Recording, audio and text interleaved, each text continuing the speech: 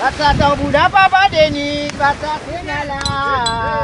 Ultolera la non ya boulong jana danser.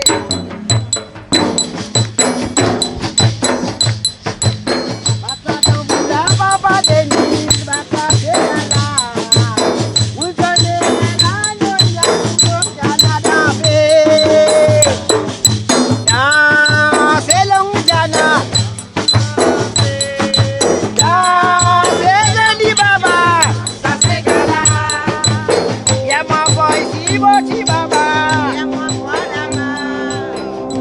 Esclave que me connaît maintenant, tu prends tu as ça zone dans l'Afrique, tu vas le prendre, tu fais mais d'abattre permet de mourir la scène dans la main, dans le pied. Mais nous nous comprenons. C'est mal fatigué, l'État met la scène là, tu es un peu invisible.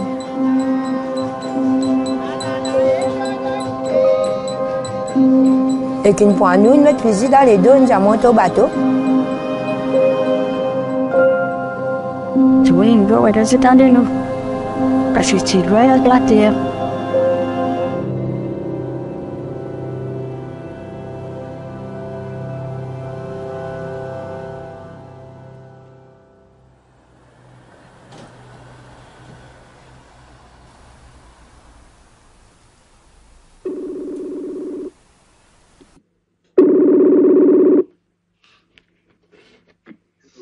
Allô? Allô? Bonsoir. Bonsoir, papy. Bonsoir, Eliane. Ça va, Eliane? Oui, ça va. Fatigué, mais préparé pour venir. Résiste. Des jours pour prendre avion. 3 jours pour m'atterrir. Regarde, ça vient. Tu vas pas venir Salem, là, non? Si tu as, what you will be. I moved to the UK when I was 15 years old, but my parents stayed in Mauritius. In the 1960s, hundreds of Chagosians, including my mom, were forced to leave the Chagos archipelago or not allowed to return because the British and US governments wanted to make space for a US military base. That UK-US pact had a detrimental impact for those living on the islands as well as for future generations, causing many families to be divided. The islands of the Chagos archipelago are in the Indian Ocean. Under British colonial rule from 1814, it was governed as part of Mauritius.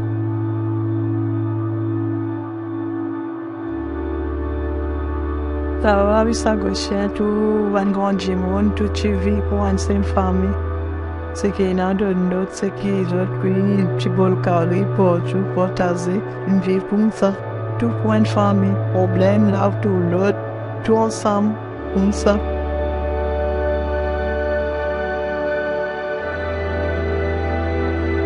Là, samedi, ben, du monde fait ses gars, tout le monde danse ensemble. Mais c'est vraiment jolie la vie. In the 1960s, Britain ruled over about 18 countries and 3 territories in Africa. Many African states were already engaged in the process of starting to fight for their independence. Mauritius was fully engaged in this process. Britain granted independence to Mauritius in 1968, but with a major caveat: the UK would keep the Chagos archipelago for a small price. US government officials in the era of decolonization were growing concerned about losing control of the world. So a group of officials in the US Navy developed a plan to identify small islands around the world, and Diego Garcia became the prime island on which they wanted to build a base. Diego Garcia is one of the main islands in the Chagos archipelago where many families had lived for generations. The secret deal began being worked out by the US and British governments in the early 1960s, where the US government insists to the British that we want this base and we want it without any local population. The British government agrees to do the dirty work of getting rid of the Chagosians in exchange for wiping away $14 million in debt that the British government owes the US government. British officials feared that if they acknowledged the permanent population of Chagos, they would have to report to the UN about the new colony they had created. What the British do in 1965 is recharacterize the entire population of the Chagos archipelago as contract labourers, not a permanent population, to create the ruse that there's no population. Between 1968 and 1973, the British government removed about 1,500 people from the Chagos archipelago to Mauritius and to the Seychelles. They were not given a choice. C'est que mon maman venait et encore qui met les anneaux avec matelas, sa mère les reste tout quitté. Tout quitté. Il met bandichin la calorifère, met gaz à lycée, ce qu'il y a. They were shipped on boats which were carrying bird excrements, which are used for fertilizers.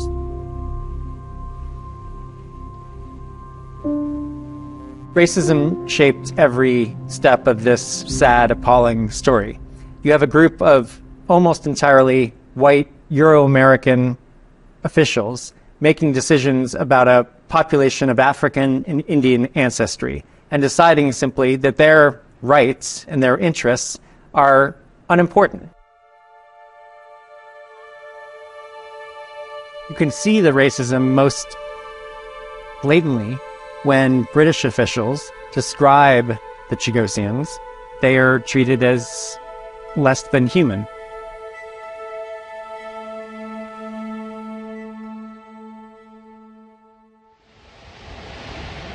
It's just this great feeling of being able to see your family again.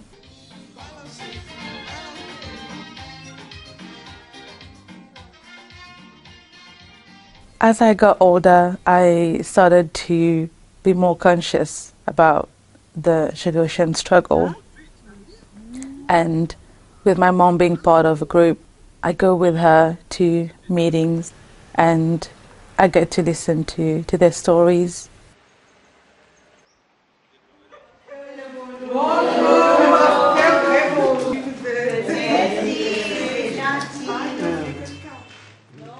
Nous venons ici dans le bureau, nous comme une famille, nous faisons la cuisine, toutes les affaires.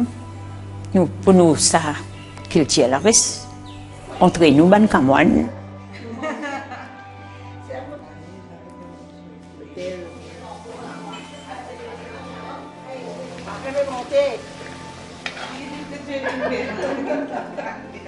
Je dis quand nous tous nous joignons, ça que amène sur la peine, nous cause ça.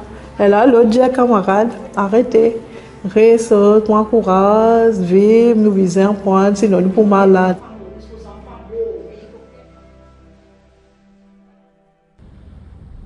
Some Chagosians who were forced to leave were first taken to the Seychelles, where some stayed with family. The rest were deported to Mauritius, separating some families forever. No one received financial compensation from the British government at this time. Je nous quitte tout là-bas, quitte mes bêtes, quitte les animaux, quitte tout. Nous disons des bonnes affaires quand on arrive ici, vous êtes maman, je vous donne. Mais quand nous venons juste avant de tout ça. Moi, je suis bien malade le bateau. Je suis enceinte, comme vous venez. Je suis bien malade. Quand on arrive, je suis perdu mes enfants. C'est à moi de rendre.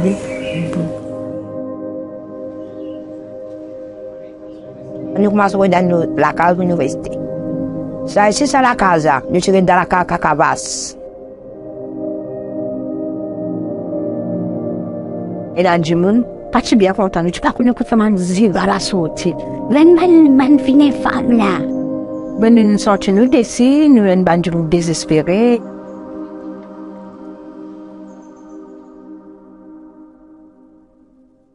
Following years of protests and legal proceedings, some adult Chagosians living in Mauritius received two payments that they say together amounted to roughly 44,000 Mauritian rupees, all lent as an alternative for the second. Beaucoup de sang, beaucoup la guerre pour gagner sa casque gagnée là. To receive the second payment, a signature or thumbprint was required. The form was in a purely English legal contents. That means that most of our people don't speak English. This is a way that British government just want things to go around so that we don't understand anything. The document stated that Chagosians in Mauritius were agreeing to renounce their right to return to Chagos. We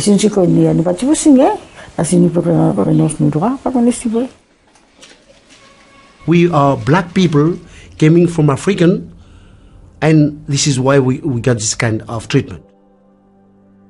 Chagosians living in the Seychelles never received any compensation like those in Mauritius, and they have not been able to return. In 2000, the British High Court in London ruled that the expulsion of the Chagos Islanders was illegal under UK law. I'm very happy for my people because we have been suffered for 35 years. It's a great pleasure for us to be allowed to return on our motherland. For a few years, Chagosians could legally return to some of the islands but were not financially compensated by the UK. 4 years later, the UK government, claiming security and cost reasons, reimposed the legal ban on Chagosians returning to their homeland. The UK, with the US, forced the displacement of an entire population. They blocked their right to return to their homeland, and my people were persecuted on the grounds of race. These amount to crimes against humanity according to international law.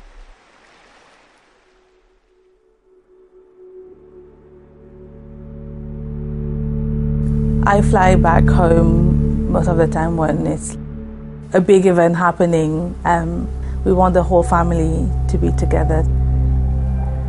In 2003, the British granted British citizenship to the Chagosians and the first generations, which allowed people like my sisters and I to move to the UK.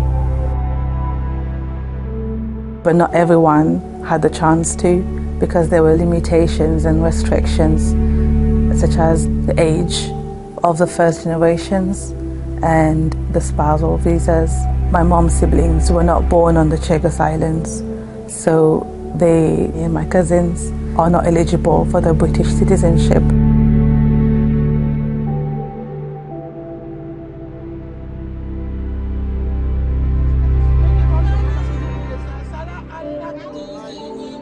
It just makes me think that if the Chagosians were not deported, if my family, my grandparents, my mom were allowed back on the islands, none of this would have happened.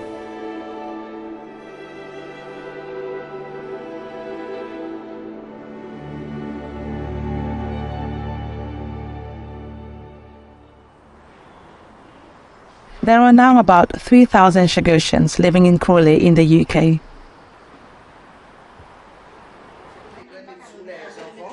I not want to lose my culture. I created a group called Elderly Lunch Club to give them activity and to forget this pain, to live their lost life in this earth, be happy.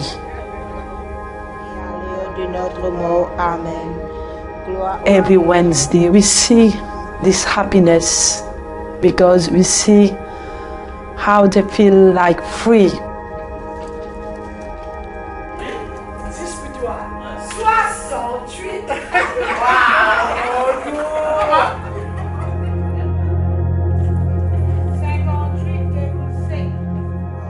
I was born in Mauritius and I was discriminated just because my parent was from Chagos. I realized there was no future for me in Mauritius. When Chagosians were granted British passport in the early 2000s, I saw an opportunity, obviously, for a better life. I came to the UK in 2003 in a group of 26 people. We ended up going to sleep in Gatwick Airport for a week. It was embarrassing. We lost our dignity almost 20 years down the line. What has the UK government done to make our life a bit easier? Nothing. Nothing apart from giving us a British passport.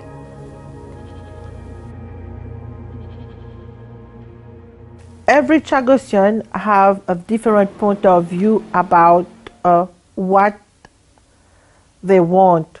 But at the end, when you just think about it, we are all fighting for the same thing, for our rights of return. When we talk to the politicians, especially here in the UK, they always say they can't turn the clock back. But for me, I think it's time to turn the clock forward and let Chagosian return to their island.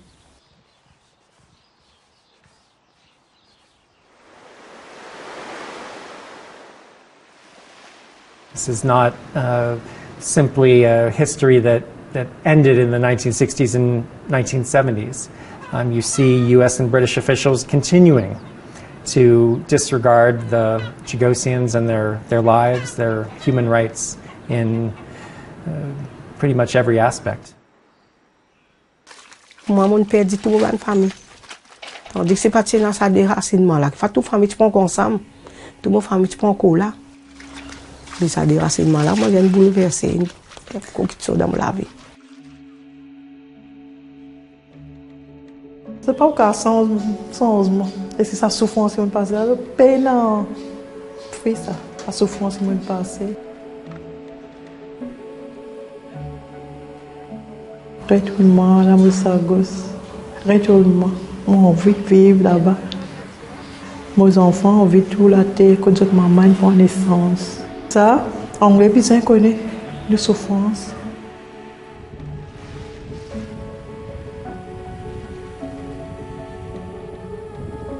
When you've done wrong, you have to right the wrong.